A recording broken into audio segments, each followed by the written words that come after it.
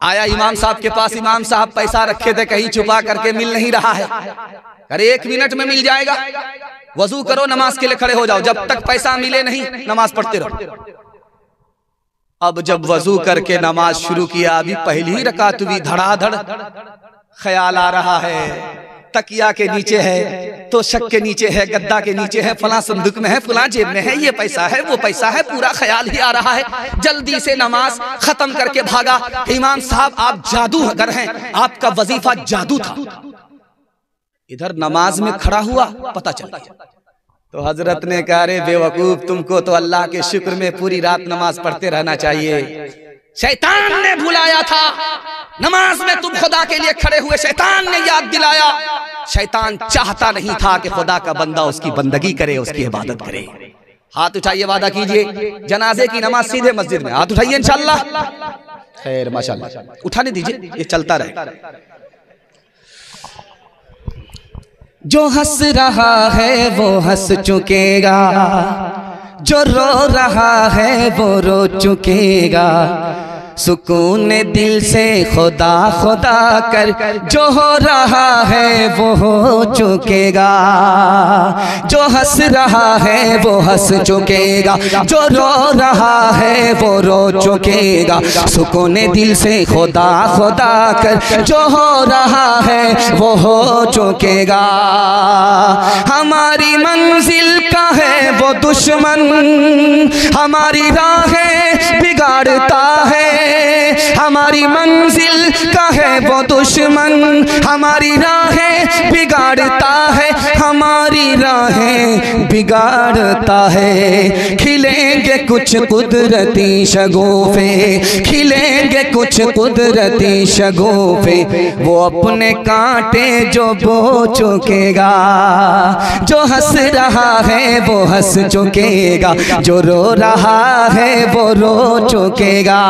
सुकून दिल से खुदा खुदा कर, जो हो रहा है वो हो चुकेगा।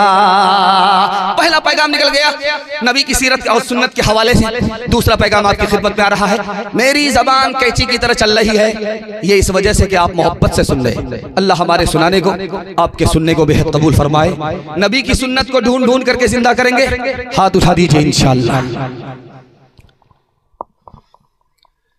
आप आए हैं जलसा सुनने के लिए, नेक काम है, और आप यहां से जाएंगे, दुआ के होगी, दुआ कबूल होगी, जलसा कबूल हुआ तो आपका नेक काम कबूल हो गया।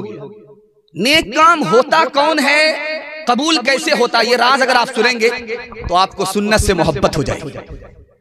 नेक काम किसको कहते हैं? आप आए जलसा सुनने के लिए, नेक काम, जलसा से दुआ करके जाएंगे, नेक काम। अरे ये नेक काम कबूल, कबूल कैसे हुआ, नेक काम कैसे हुआ, ये आपको राज बता रहा हूं। जो काम खुदा की खुशी के लिए किया जाता है वो नेक काम, और जिस तरीके से नबी ने किया उस तरीके से किया जाता है वो नेक काम। खुदा के लिए किया गया, खुदा की खुशी के लिए, उस तरीके से किया गया जैसे नबी ने किया, नबी ने जैसे किया, खुदा के लिए किया गया, यही नेक काम है। चाहे जलसे में आकर के, चाहे जलसे से जाकर। अब ये कबूल कैसे होता है कि सर से ऊपर जाता है, आसमान पर जाता है, आसमान से आसमान पर जाता है, फिर वहां अर्श पर जाता है, कबूल हो जाता है। कबूल कैसे होता है? अल्लाह के लिए किया, नबी के तरीके पर किया, कबूल हो गया। अब इस जलसे में बहुत सारे लोग हैं जो नबी को ख्वाब में देखते हैं। क्या वो खुशनसीब हैं? मैं कसौटी बताने के लिए जा रहा हूं। जिन लोगों ने नबी को ख्वाब में देखा और सुन्नत पर खड़े नहीं हैं, ये नबी को ख्वाब में देखने के बाद भी बदनसीब है, खुशनसीब नहीं। नबी को ख्वाब में देखा नहीं, नबी को आंख से देखा नहीं, लेकिन सोने से पहले भी सुन्नत पर खड़ा है, सोने के बाद भी सुन्नत पर खड़ा है। यह आदमी दुनिया में भी खुशनसीब है, आखिरत में भी खुशनसीब है। एक आदमी ने किताब में पढ़ा था कि जिसकी दाढ़ी बड़ी होती है वो बेवकूफ होता है, जिसका सर बड़ा होता है वो बेवकूफ होता है। तो सोचा यार सर तो बड़ा, इसको छोटा कैसे कर सकते? नहीं कर सकते। हाँ, दाढ़ी को छोटी कर सकते। तो उसने जल्दी में कैंची तलाश की, कैंची नहीं, अब परेशान हुआ कि लोग बेवकूफ कहेंगे, ये लेबल हटाना है। उसको जल्दी थी, चिराग जल रहा था। सोचा ओ अब समझ में आया ये दाढ़ी कैसे छोटी। मुट्ठी में दाढ़ी लेकर के बैठ गया। इरादा हुआ कि जो मुट्ठी से बाहर वो पवेलियन से बाहर। मुट्ठी में दाढ़ी लेकर के दाढ़ी बैठ गया और चिराग को लेकर के जैसे ही दाढ़ी से सटाया मुट्ठी छूट गई। पतलून के चक्कर में लंगोटी चली गई। हाथ उठाइए, वादा कीजिए सीधा जेल में जाकर के हम लोग दाढ़ी रखेंगे इंशाअल्लाह। हाथ उठाइए, हम जेल पहुंचाने के लिए तैयार हैं। पड़े गुनगुनाते थे लाला निरंजन, पड़े गुनगुनाते थे लाला निरंजन।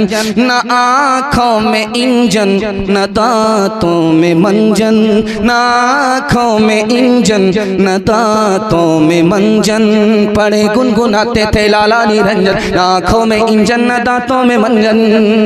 पड़े गुनगुनाते थे लाला निरंजन,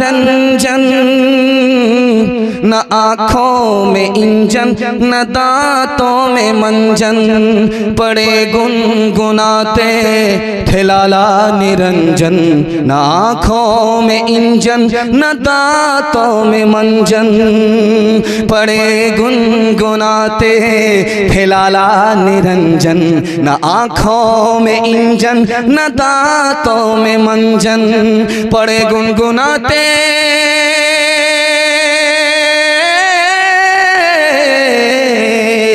पड़े गुनगुनाते थे लाला निरंजन, न आँखों में इंजन न दांतों में मंजन। छूटे हमसे बिल्कुल वो अगले तरीके, कहाँ खींच ले जाएगा हमको इंजन।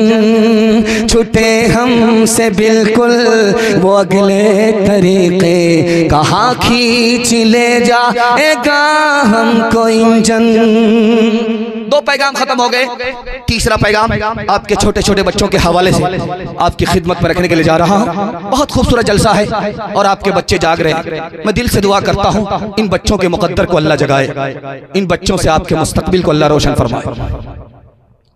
आप अपने बच्चों पर 3 एहसान करते हैं और किताबों में लिखा है कि ये एक एहसान भी याद नहीं रखेंगे, सब भूल जाएंगे। पहला एहसान क्या करते हैं? अच्छा खाना खिलाते हैं। ये बच्चे अगले ही दिन भूल जाएंगे, याद नहीं रखेंगे। दूसरा एहसान करते हैं, अच्छा कपड़ा पहनाते हैं। ईद के मौके से पैसा को पैसा नहीं समझते, कर्ज लेकर के बच्चे को खुश करने के लिए, अच्छा बाप बनने के लिए कपड़ा पहनाते हैं। ये बच्चे इस एहसान को भी भूल जाएंगे। तीसरा एहसान क्या करते हैं? लोन उठा करके मकान बना करके देते हैं। जब इन बच्चों का दौर आएगा आपका बनाया हुआ मकान मकबरा बन जाएगा। ये उजाड़ करके फेंक देंगे, शीश महल बनाएंगे। इस एहसान को भी याद नहीं रखेंगे। लेकिन किताबों में लिखा है एक एहसान कर दीजिए, बच्चे जिंदगी भर याद रखेंगे। आप जाहिल रहे कोई फर्क नहीं पड़ता, अपने बच्चे को पढ़ा लिखा दीजिए, जिंदगी भर एहसान याद रखेंगे। एक आदमी मजलिस में खामोश था, कुछ बोलता नहीं था। सब लोग बोल रहे थे लेकिन वो आदमी खामोश था। तो हजरत को एहसास हुआ लगता है बहुत बड़ा आलिम है।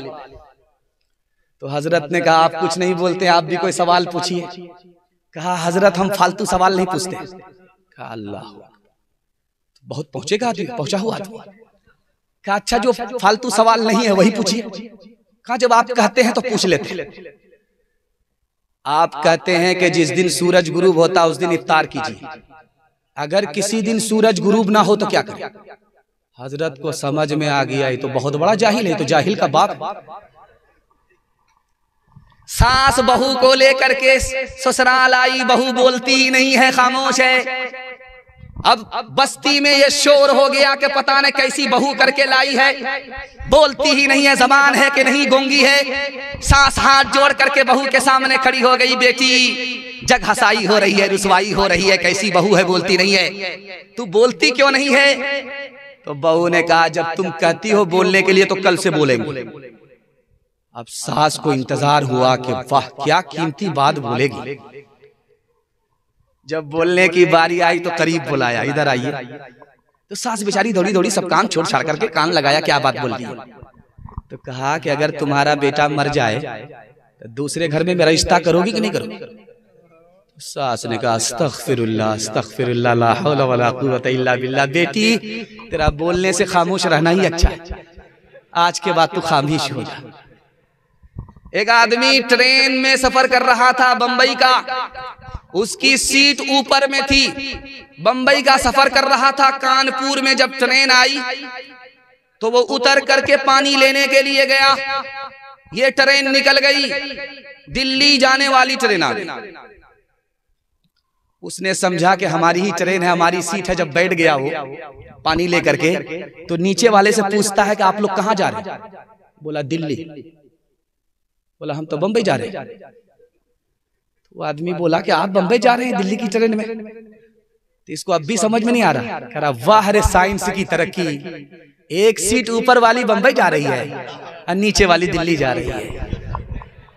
वो बातें जिनसे कौमें हो रही है नामवर सीखो, उठो तहजीब सीखो, सनअतें सीखो, हुनर सीखो, बढ़ाओ तजर्बे अतराफ़ आलम में सफ़र सीखो, ख़वासे खुश को तर सीखो, उलूमे बहरो पर सीखो।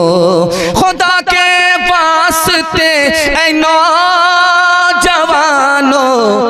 जोश में आओ, खुदा के वास्ते ऐ नौजवानो होश में आओ, दिलों में अपने गैरत को जगा दो, जोश में आओ, दिलों में अपने गैरत को जगा दो, जोश में आओ। अपने बच्चे को पढ़ाएंगे, पहली फुर्सत में हाथ उठाइए इंशाअल्लाह। सब काम पहले होगा, निकाह बाद में करेंगे, हाथ उठाइए इंशाअल्लाह। खैर माशाअल्लाह।